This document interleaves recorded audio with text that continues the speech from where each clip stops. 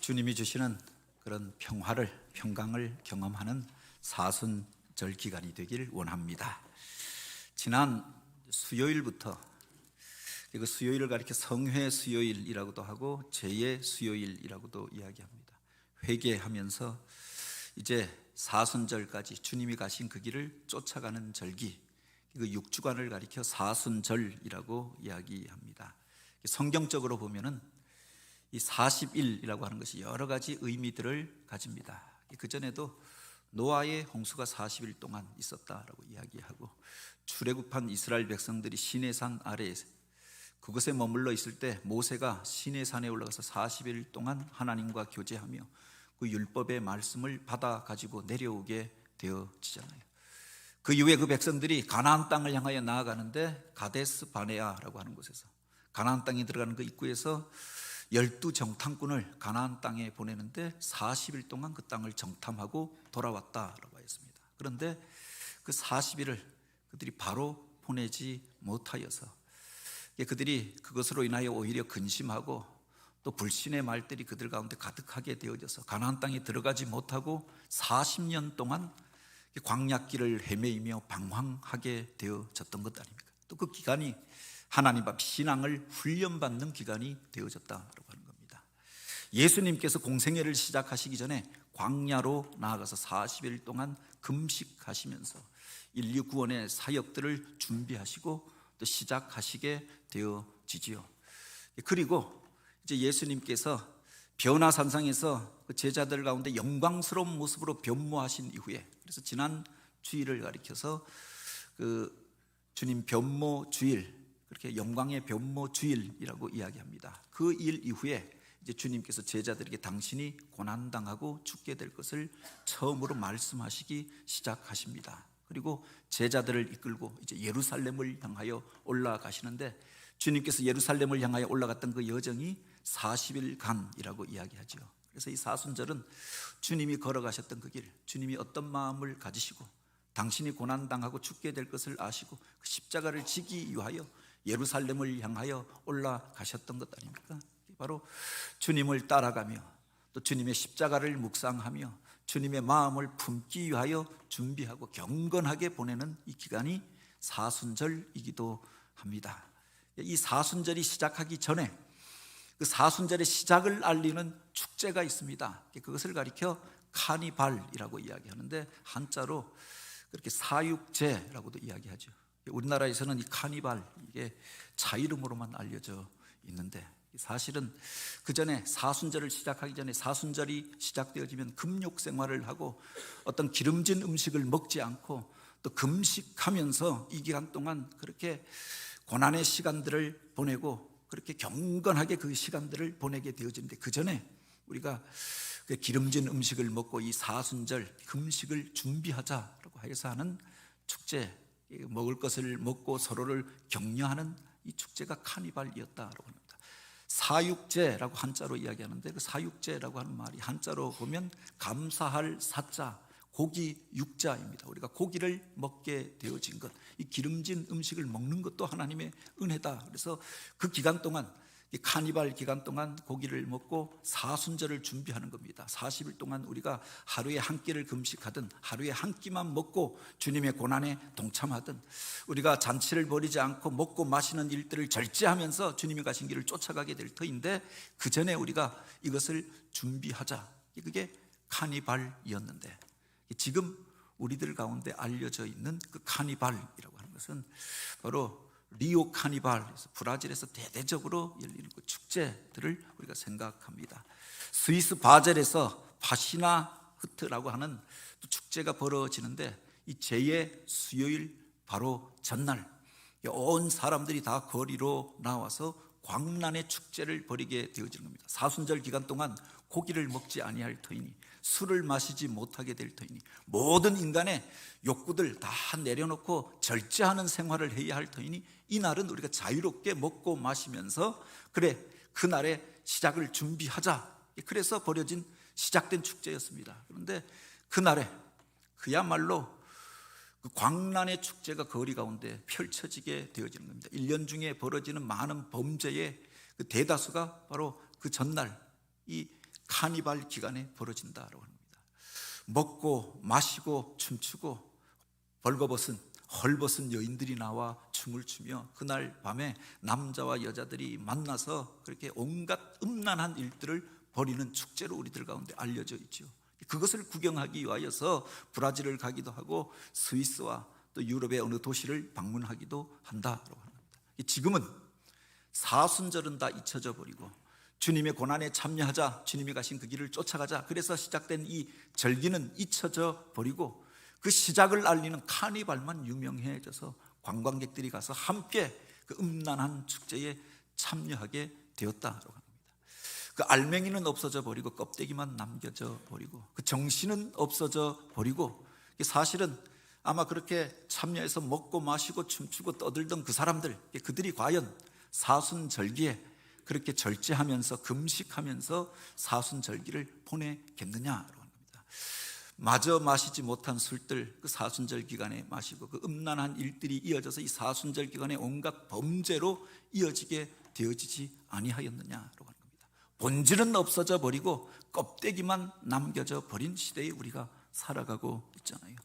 10년 전인가 중국 여행을 처음 갔던 적이 있습니다. 이전에 있던 지방회에서 교역자 수련회라고 해서 중국을 갔는데 원래 목적지는 장가계라고 하는 곳이었습니다. 그래서 여기 한번 갔으면 좋겠다, 교회에서 또 그렇게 허락해 주셔서 이걸 신청하고 갔는데 베이징에 가서 하루를 머물고 그 다음 날 이제 가는 일정이었습니다. 근데 시간표를 그 여행사 직원이 시간표를 잘못 체크해서 비행기가 떠난 다음에 도착했던 겁니다.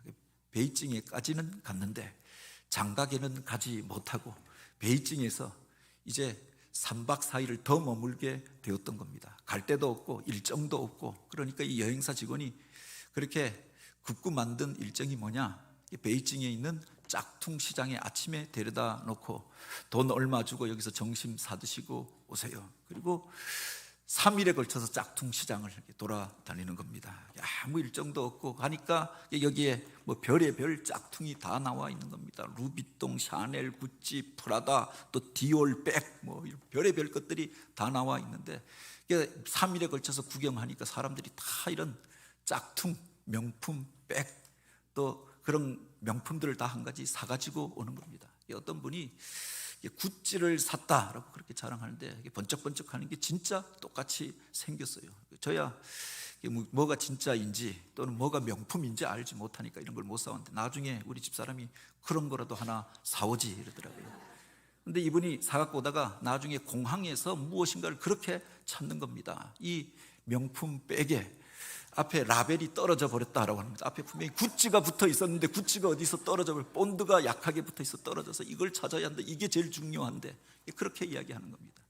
제가 한 가지 사갖고 온 게 있는데, 그래서 평생 동안 제가 나이키 옷을 한 번도 입어본 적이 없는데, 제 동생은 입어 보였는데 저야 나이키 옷을 한 번도 사본 적이 없는데, 거기 가니까 나이키 티셔츠가 있는 겁니다. 나이키가 명확하게 새겨져 있는 티가 있어서 사가지고 왔지요. 그리고 내 평생에 처음 입는 나이키 옷이다. 입었는데 입으려고 보니까 앞에는 나이키가 새겨져 있는데 요 뒤에 보니까 라벨은 아디다스 이렇게 되어져 있는 겁니다. 안과 겉이 다른 겁니다. 어디 가면 이게 창피해서 입고 다니겠나, 그래서 가서 그 다음날 바꿔달라고 했는데 그야말로 짝퉁의 진수를 보고 온 겁니다. 겉과 속이 다른 겁니다. 그리고 바로 겉모습은 비슷한데 사실은 그 내용이 또 써보면 다르잖아요. 짝퉁이 범람하는 시대에 우리가 살아가잖아요. 외양은 비슷한데 내용을 들여다보면 전혀 다른 것들이 그 속에 담겨져 있는 경우가 얼마나 많이 있느냐라고 합니다. 우리들의 신앙과 우리들의 삶은 어떠한가? 우리가 그리스도인이라 불려지고 하나님의 사람이라고 불려지는데 오늘 우리가 진짜 그리스도인으로 살아가고 있는가? 짝퉁 그리스도인은 아닌가? 우리 자신을 다시 한번 생각하게 되어지는 절기가 아닙니까? 오늘 우리가 읽은 로마서 2장에 보면은 유대인들이 스스로에 대하여 자랑하는 것들에 대하여 기록하고 있습니다. 이 세계에 존재하는 수많은 민족 가운데 가장 큰 자부심을 가지고 있는 민족, 스스로에 대하여서 자랑하는 사람들이 있다고 하면 유대인이라고 이야기합니다. 자신들이 세계의 중심이라고 이야기합니다. 자기들의 수도인 예루살렘이 이 역사의 중심점이고 꼭지점이다라고 이야기합니다. 자기들이 하나님의 선택받은 백성이고 선민이라고 그렇게 생각하고 자부심을 가지고 사는 이들이 아닙니까? 그들이 예루살렘에 가면은 지금은 그 안에 그 성전 안에 들어갈 수도 없는데 그 성전 자체가 무너져 있고 그곳에 황금 돔이 세워져 있습니다만 그 입구에 유대인의 뜰이 있고 유대인 뜰 밖에 이방인의 뜰이 있는데 이방인들은 그까지밖에 들어가지 못한다고 합니다. 이방인의 뜰에서 유대인의 뜰로 들어가는 한 가지 관문이 있는데 그 앞에 세워져 있는 팻말이 그거였다고 하죠. 바로 이방인과 개는 들어오지 마시오, 출입 금지 해놨다고. 이방인과 개를 동급으로 보고 있는 겁니다. 그래서 그 가나안 여인이 예수님 앞에서 나를 개와 같이 여길지라도 그렇게 이야기하잖아요. 이방인들에 대하여 바로 유대인들은 개와 같이 다른 짐승들과 같이 여겼다라고 합니다. 실제로 그 유명한 랍비 중에 한 명이 왜 하나님이 이방인들을 지었느냐, 마지막 심판 때 지옥의 땔감으로 만들어 놓은 존재들이 이방인이다, 그렇게까지 악담을 한 적이 있지요. 자기들만 선택받은 사람들이고 다른 사람들은 그야말로 하나님 역사의 도구에 불과하고 마지막 심판받을 존재들로 생각하였던 겁니다. 자기들이 유대인이다라고 하는 것을 자부심을 가지고 살았던 것 아닙니까? 그래서 정통 유대인들을 보면 그 머리 위에 빨간 모자들을 이렇게 쓰고 다니는데 하늘에서 내려다보아서 내가 유대인입니다, 내가 하나님의 사람입니다, 이 표식을 가지고 다닌다라고 하는 겁니다. 이 군화를 그 군모를 쓸 때도 그 속에다가 절모 안에다가 이 표시를 하고 쓴다라고 이야기하죠. 그러면 하나님이 지켜주지 않겠는가라고 생각하는 겁니다. 오늘 본문에 보면 그들을 향한 사도 바울의 이야기가 담겨져 있습니다. 너희들이 진짜 그렇게 유대인이라고 이스라엘 사람이라고 자랑하는데 유대인이라고 칭하는 내가 이렇게 이야기하고 있지요. 특별히 이스라엘 사람들 가운데서도 더 자부심을 가지고 있는 것이 그 이스라엘 사람이라고 스스로를 말하지 않고 유대인이라고 하는 것을 더욱 자부심을 가지고 이야기하는 이들이 있지요. 역사에 보면은 이스라엘이라고 하는 그 민족이 12지파로 나누어지게 되잖아요. 그 12지파 가운데 가나안 정복 전쟁에서 앞장서서 나아갔던 지파가 바로 유다 지파가 아닙니까? 갈렙이 속하였던 지파였고 헤브론 산지를 향하여 나아갔고 그 험난한 싸움에서 선봉에 섰던 지파, 그래서 놀라운 축복을 받았던 지파가 유다 지파였다라고 하는 겁니다. 나중 왕조 시대가 세워졌을 때 다윗이 속하였던 지파가 유다 지파였고 다윗의 왕조가 바로 유다의 정통성을 가지고 있다라고 그렇게 생각하고 있었던 것 아닙니까? 나중에 솔로몬 이후에 이스라엘이라고 하는 나라가 남북으로 갈라지게 되어집니다. 다른 10지파가 북쪽으로 연합하여서 그들의 이름을 보편적인 이름 이스라엘이라고 불렀습니다. 그런데 남쪽에 남겨진 지파, 바로 이 유다 지파와 베냐민 지파만 남겨졌는데 바로 이 유다 지파를 상징하는 이름으로 그 나라를 유다라고 불렀던 것 아닙니까?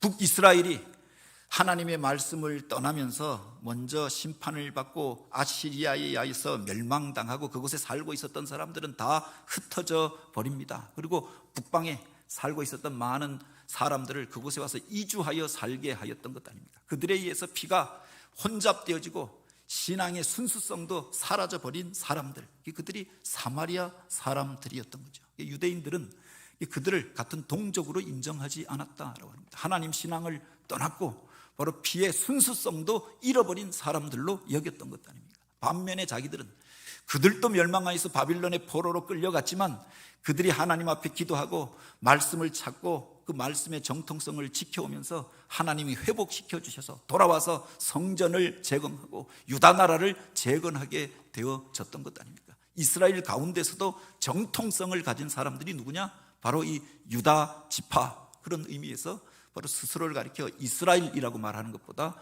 유태인이라고 이야기하는 것을 더욱 자부심을 가지고 말하고 있었던 거지요. 이게 바로 그들의 자랑거리에 대하여 사도 바울이 먼저 이야기를 하고 있는 겁니다. 바로 17절, 20절까지 말씀해 보면 유대인의 자랑거리에 대하여 이렇게 이야기합니다. 유대인이라 불리는 내가 율법을 의지하며 하나님을 자랑하며 율법의 교훈을 받아 하나님의 뜻을 알고 지극히 선한 것을 분간하여 맹인의 길을 인도하는 자여 어둠에 있는 자의 빛이여 율법에 있는 지식과 진리의 모본을 가진 자여서 어리석은 자의 교사여 어린아이의 선생이라고 스스로 믿으니 라고 하였습니다. 그들이 자랑하던 여러 가지가 있는데 바로 하나님이 주신 그 율법을 자기가 가지고 있다라고 하는 것, 이것이 그들에게 큰 자랑이었다. 세상에 수많은 민족이 있는데 하나님께서 바로 애굽에서 종되었던 그들을 불러내어서 시내산에서 그들에게 율법을 주시잖아요. 너희가 이제 이것을 지켜 행하면 나의 백성이 되고 내가 너희의 하나님이 되리라 라고 약속하여 주셨던 것 아닙니까? 자신들이 하나님의 백성이요 하나님의 사람이다 라고 하는 자부심을 가지고 있었죠. 그 증거가 율법이라고 생각하였던 겁니다. 그 율법을 가지고 있는 것, 그 율법을 지켜 행하는 것, 이게 가장 큰 자부심이요 자랑이라고 여겼던 거지요. 뿐만 아니라 그 율법의 교훈을 받아 하나님의 뜻을 알고 하나님의 선하시고 온전하신 뜻을 분별하여 알게 되어졌던 것, 그 속에 하나님의 뜻을 안다라고 하는 것, 이게 자기들이 가지고 있는 특별한 점이라고 생각하였던 거죠. 그래서 세상의 어둠 가운데 있는 자들에게 바로 이 율법을 가르치는 것, 세상 가운데 그렇게 불행을 당한 이들 가운데 이 율법에 대하여 전하는 것, 선생의 책무를 가지고 있고 제사장의 직분을 맡은 이들이 바로 유대인이라고 생각하였던 겁니다. 유대인들은 12살이 되어지면 성인식을 하는데 그때 대부분의 아이들이 바로 모세 오경을 다 암송하고 있다라고 얘기하죠. 어려서부터 집에서 부모가 그 아이에게 다른 것 가르치기 전에, 무슨 수학 가르치고 외국어 가르치기 전에 성경을 가르치고 율법을 가르친다. 그들이 율법이라고 이야기하는 것은 모세 오경을 말하잖아요. 웬만한 아이들이 바로 12살 성인식을 할 때에는 성경의 모든 구절들, 율법에 나오는 구절들을 달달달달 암송하여서 말할 수 있는 수준이 된다라고 합니다. 머리가 좀 떨어지는 아이들이 신명기 정도를 암송한다라고 이야기하지요. 그 속에 그들의 탁월성이 있음을 이야기합니다. 실제로 국민들의 지능 지수를 조사해 보면 우리 민족이 유대인보다 지능 지수는 훨씬 높다고 하지요. 그런데 그 가르치는 것들에 있어서 방향이 다르다고 합니다. 하나님의 말씀을 가르치고 율법을 가르친 것들이 바로 저들을 지혜롭게 하는 것에 대하여 이야기하면서 유대인들의 교육법에 대하여 배우려고 하는 사람들이 있잖아요. 실제로 세계 경제의 20%를 유대인이 장악하고 있다. 노벨상을 받은 사람들이 23%가 유대인이다. 또는 세계 유수한 철학자, 과학자, 또 변호사, 예술인, 경제인 그 상당수가 유대인 출신임을 이야기합니다. 때때로 중동에서 전쟁이 벌어지고 이스라엘이 명확하게 잘못하고 있어도 미국에서 그들을 그렇게 든든하게 지원해주고 그들 편에 서는 것들을 보게 되어집니다. 왜 저렇게 할까? 명백하게 저들이 잘못한 게 아닌가 생각하는데도 그렇게 하는 이유가 무엇인가? 미국 정가에 또 그 미국의 주요 정치인들 뒷배경에 유대인들이 그를 지원하고 있고 그의 배경이 되어지고 있기 때문에 그들이 바로 이스라엘 편에 서게 되어졌다라고 이야기하죠. 그렇게 세계 가운데서 경제력을 쥐고 또 그렇게 철학과 또 지혜와 지식의 세계들을 주관하고 있는 것들에 대하여 자신이 자랑하고 있는 거죠. 하나님이 우리에게 축복하여 주셔서 우리가 이런 복을 받게 되어졌음을 자랑하고 있는 겁니다. 그들이 가지는 가장 큰 자부심 중에 하나가 뭐냐? 바로 천지 만물을 만드신 하나님, 역사를 주관하시는 하나님이 나의 빽이 되어 주신다라고 하는 겁니다.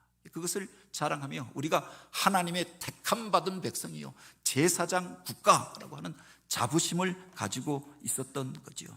여기에 대하여 사도 바울이 이야기하고 있는 겁니다. 너희들이 자랑하는 그것이 과연 맞느냐?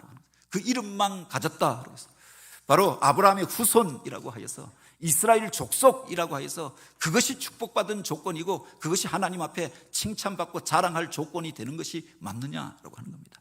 바로 그 이름보다 중요한 것이 그 삶 속에 담겨져 있는 것 아닙니까? 언젠가 그 이태원에 있는 한 목욕탕에 간 적이 있습니다. 그때 무슨 찜질방이 이렇게 유행하던 때라서 우리 아이들 어렸을 때 데리고 이태원에 무슨 찜질방이 그렇게 좋다 해서 이제 쉬는 날 갔는데, 그 탕 안에 딱 깍두기 머리를 하신 분들이 한 7, 8분 쭉 앉아 있는데, 들어보니까 그 탕에 같이 들어갈 용기가 나지 않는 겁니다. 아이들 데리고 저쪽에서 이렇게 씻어주고 있었는데, 보니까 진짜 이 등에 용 문신이 쫙 있고 손에도 문신들이 적혀져 있고, 근데 한번 보니까 옆에 그렇게 적혀 있는 겁니다. 정심정도 이렇게 쓰여져 있는 겁니다. 바른 마음, 바른 길 뭐 이런 뜻이겠죠. 그렇게 써놓는다라고 해서 그 사람이 바른 마음을 품고 있는 게 아니잖아요. 실제로 그런 분을 본 적도 있는데, 어떤 분이 그렇게 문신을 새겼는데 그 문신에 착하게 살자 이렇게 적혀 있더라고요. 착하게 살자 적혀 있다고 그 사람이 착한 사람인 것은 아니잖아요. 유대인들이 자기들이 어려서 할례를 받고 유대인으로 태어났다라고 하여서 그것을 가지고 자랑하고, 그것이 마치 하나님의 백성인 증거처럼 사용하였는데, 그 이름을 가지고 있고 그렇게 새겨놓았다라고 해서 그들이 진짜 착한 사람이요 바른 길을 가는 사람이라고 말할 수 있겠느냐라고 하는 거죠. 바울이 그렇게 스스로에 대하여 자랑하는 그들을 향하여 책망하면서 그들 속에 있는 이중성에 대하여, 형식적인 신앙에 대하여 이렇게 이야기합니다. 그러면 다른 사람을 가르치는 내가 내 자신을 가르치지 아니하느냐? 도적질하지 말라 선포하는 내가 도적질하느냐? 간음하지 말라 말하는 내가 간음을 하느냐? 우상을 가증히 여기는 내가 신전 물건을 도적질하느냐? 율법을 자랑하는 내가 율법을 범함으로 하나님을 욕되게 하느냐? 이게 유대인들을 향하여 책망하며 그 이야기를 하였던 거죠. 그들이 율법을 우리들보다 더 잘 알고 있는 것도 사실이고, 먼저 그 말씀을 받았던 것도 사실입니다. 그래서 그가 우리들보다 낫다고 과연 이야기할 수 있느냐라고 하는 거죠. 그렇게 살아야 그가 참으로 의인이라고, 하나님의 사람이라고 말할 수 있는 것 아닙니까? 가르치는 내가 가르치는 대로 살지 않는다라고 하면 오히려 더 책망을 받게 되어지는 것. 도적질하지 말라라고 하면서 자신은 정작 그렇게 뒤로 다른 사람의 것들을 약탈하고 다른 사람의 땅을 빼앗고 이런 음모와 모략을 통하여서 다른 사람의 행복을 갈취하여 간다라고 하면 더 책망받을 일이 아니냐. 우상을 가증히 여긴다 하나님의 그 마음에 대하여 가르치면서, 사실은 우상을 섬기는, 그래서 세상의 물질을 우상으로 섬기고 권력을 우상으로 섬기고 사람이 만든 이념을 우상으로 섬기며 쫓아가면서 사람들에게 하나님이 가장 가증히 여기는 것이 우상이라고 말한다라고 하면, 그가 과연 하나님의 사람이라고 이야기할 수 있겠느냐? 간음하지 말라 말하는 내가 왜 간음을 하느냐? 정작 아내를 둘씩 셋씩 두고 그렇게 경건하게 사는 것도 아니고 본이 되어지도록 사는 것도 아닌 그들의 삶에 대하여 책망하면서, 말씀을 맡은 것, 그것을 알고 있는 것과 그렇게 살지 않는 그들에 대하여서 책망하며 주었던 말이 아닙니까? 우리 주님께서 복음을 전할 때 그 대척점에 서 있었던 사람들이 있었습니다. 바로 바리새인과 서기관들, 율법학자들이 아닙니까? 당시에 선생 역할을 하던 사람들이고 경건하게 산다라고 이야기하던 종교인들이었다라고 합니다. 그들에 대하여 제자들에게 이렇게 말씀하십니다. 그러므로 무엇이든지 그들이 말하고 가르치는 바는 너희들이 지켜서 행하되 그들의 행위는 본받지 말라. 저들은 말만 하고 행하지 아니하는 자로다. 사람들 앞에서 자기의 지식을 자랑하지만 그 지식을 통하여 구원을 얻는 것이 아니라 저들 안에 있는 그 누룩을 주의하라라고 오히려 책망하셨던 것 아닙니까? 야고보 기자는 그렇게 이야기합니다. 내 형제들아, 만일 사람이 믿음이 있노라 하고 행함이 없으면 무슨 유익이 있으리요? 그 믿음이 저를 과연 구원하겠느냐? 너에게 행함이 없는 믿음을 내게 보이라. 내가 행함으로 나의 믿음까지 보이겠노라. 이와 같이 행함이 없는 그 믿음은 그 자체가 죽은 것이라, 그렇게 이야기하지 않았습니까? 그 뜬구름처럼 내가 무엇을 믿는다 이야기하는 것, 그것보다 중요한 것이 그가 믿는 바대로 사는 것, 그 삶 속에 담겨져 있다라고 하는 거죠.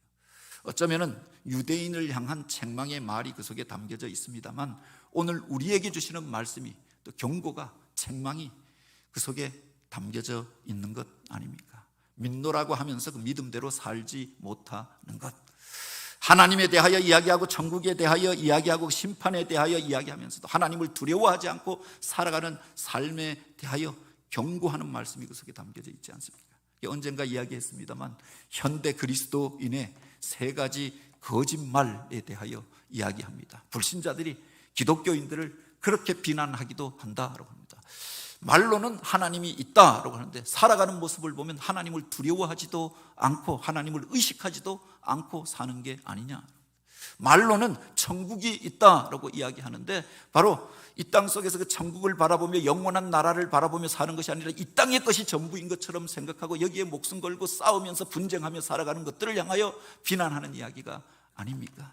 사랑이 있다라고 이야기하는데, 사랑한다라고 이야기하는데, 사랑이란 말을 가장 많이 사용하는 사람들이 기독교인이라고 이야기하는데, 정작 사랑으로 살지 못하고 분노와 갈등의 자리 가운데 앞장에 서 있는 사람들을 향하여 비난하면서 그리스도인의 3대 거짓말이 아니냐, 말만 그렇게 하는 것이 아니냐라고 비난하였던 거죠. 제가 전에 사역하던 교회에 한 여자 집사님이 그 전에 그렇게 열심도 있었고 또 심야 기도회 오고 새벽 기도에 오면 그렇게 울면서 기도하시던 분인데 언제부터인가 새벽 기도에 나오지 않는 겁니다. 또 심야 기도회 또 그 전에 그렇게 나와서 기도하시던 분이 기도하러 오지 않는 겁니다. 주일 오후까지 남아서 그렇게 교회에서 봉사하고 성경 공부하던 분이 교회 오후에 남아있지 않고 낮 예배만 겨우 드리고 가버리는 겁니다. 그래서 무슨 일이 있냐, 뭐 바쁜 일이 있고 배울 것이 있다라고 이야기하였는데 나중에 이렇게 저렇게 하다가 알고 보니까 신천지에 빠지게 되었던 겁니다. 그 초기에 그래도 목사가 초기에 새벽기도 나오시던 분이 안 나오면 무슨 일이 있느냐 알아봤어야 하는데 오후 예배 참석하시던 분이 이제 예배 드리지 않고 그냥 급하게 가버리는 것들 보면서 바쁜 일이 있겠지 그냥 생각했는데 사실은 교회 와서 예배 드리고 오후 시간에 거기서 신천지에 가서 성경 공부하고 있었던 겁니다. 나중에 알고 몇 번에 걸쳐서 집을 찾아가고 그래서 결국은 만나서 이야기하는데 그 이야기를 하는 겁니다.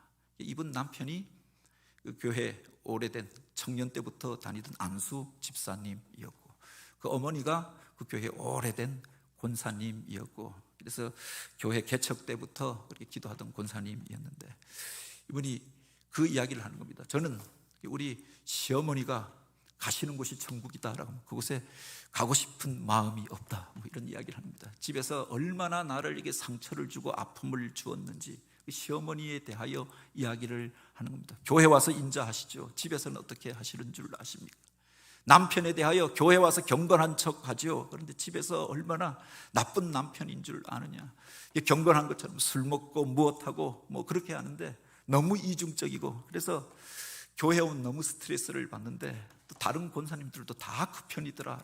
조금만 그래서 어떻게 한번 이야기하면 그게 교회 와서 온 권사님들이 자기를 향하여 그렇게 비난하고 공격하고 그래서 교회 올 때마다 그렇게 스트레스가 되어지고 힘겨웠는데 신천지에 가보니 어떤 분이 성경 공부하자 해서 가보니까 거기 가니 그 사람들이 그렇게 환대해주고 친절하게 대해주고 웃음으로 대해주고 그래서 나는 그 진리는 잘 모르겠다. 말씀이 무엇이 맞는지는 모르겠고 분위기가 거기가 그렇게 좋더라라고 합니다. 물론 더 깊이 들어가 보면 그게 전부가 아닌 것들을 알게 되겠죠. 기존에 믿는 사람들에게 상처받았던 것들 때문에 가장 가까운 그 사람 때문에 바로 그가 교회를 점점 떠나게 되어지고 멀리 가게 되어지고 예배의 자리를 떠나게 되어졌던 겁니다. 그런 경우가 얼마나 많이 있느냐. 나중에 그 이야기를 듣고 와서 진지하게 그 남자 집사님을 불러서 그 안수 집사님 그분도 그걸 믿지 않습니다. 바빠서 그런 거 아닌가요? 아내에게 무관심한 겁니다.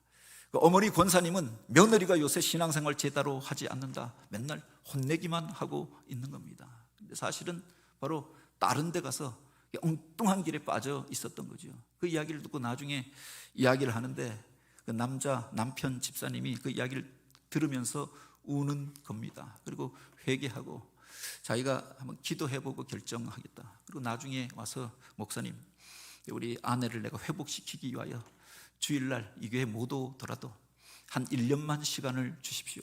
그리고 1년 동안 사실은 교회를 떠나게 되어졌는데 그 가까운 교회 같이 손붙잡고 그냥 자기 혼자 오는 것이 아니라 그렇게 같이 교회 다니면서 회복된 이후에 교회에 다시 오게 되었던 겁니다. 그 사이 그 권사님도 회개하고 세상 떠나가시기 전에 그 며느리에게 내가 잘못했다, 그동안 잘못했던 것들 이야기하고 그 고부간의 갈등도 풀고서 떠나가시게 되어졌는데 이분이 회복되어 돌아와서 교회의 일꾼이 되었던 겁니다. 신천지에서 배웠던 게 교회 봉사와 섬김의 또 계기가 되어졌던 겁니다. 나중에 그 안수 집사님이 교회에서 장로가 되어지고 저에게 좋은 동력자가 되어졌는데 그런 경우가 얼마나 많이 있느냐. 잘 믿는다라고 이야기하고 오래 믿었다라고 이야기하고 내가 이 교회의 뿌리다라고 자랑하는데 사실은 그 삶과 모습을 들여다보면 그 내용을 들여다보면 그렇지 않는 경우가 얼마나 많이 있느냐라고 합니다.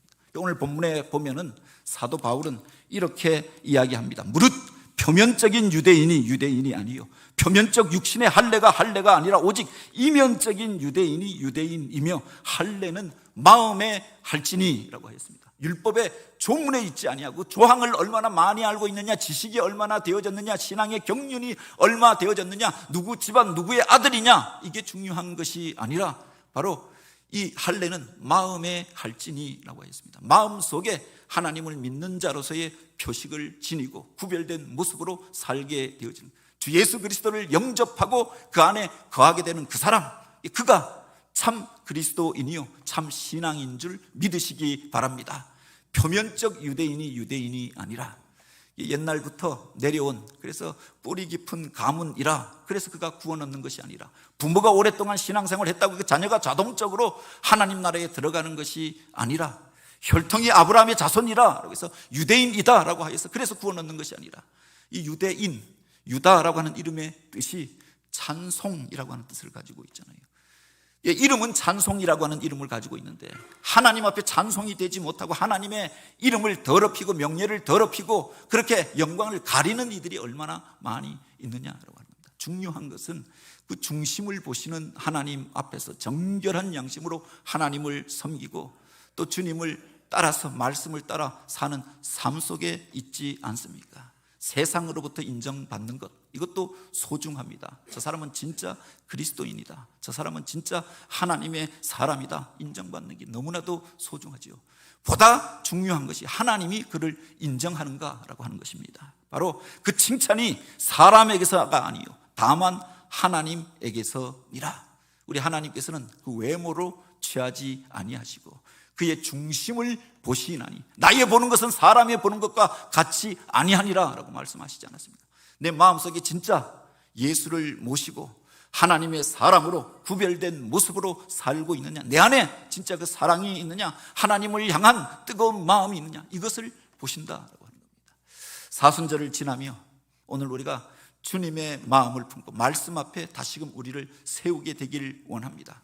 그래서 형식적인 신앙을 우리가 배우고 또 율법적인 신앙을 쌓아가고 바리새인의 길을 쫓아가는 자가 아니라 너희 안에 이 마음을 품으라고 그리스도 예수의 마음이니 주님의 마음을 품고 사랑의 마음을 품고 주님이 가신 십자가의 길을 쫓아가는 불기둥과 구름기둥이 세워졌는데 오늘 우리 삶의 불기둥과 구름기둥이 되어주시는 그 말씀을 쫓아가면서 주님을 닮아가는 자로 주님의 영광을 나타내는 교회여 성도들이 되어지길 주님의 이름으로 축복합니다.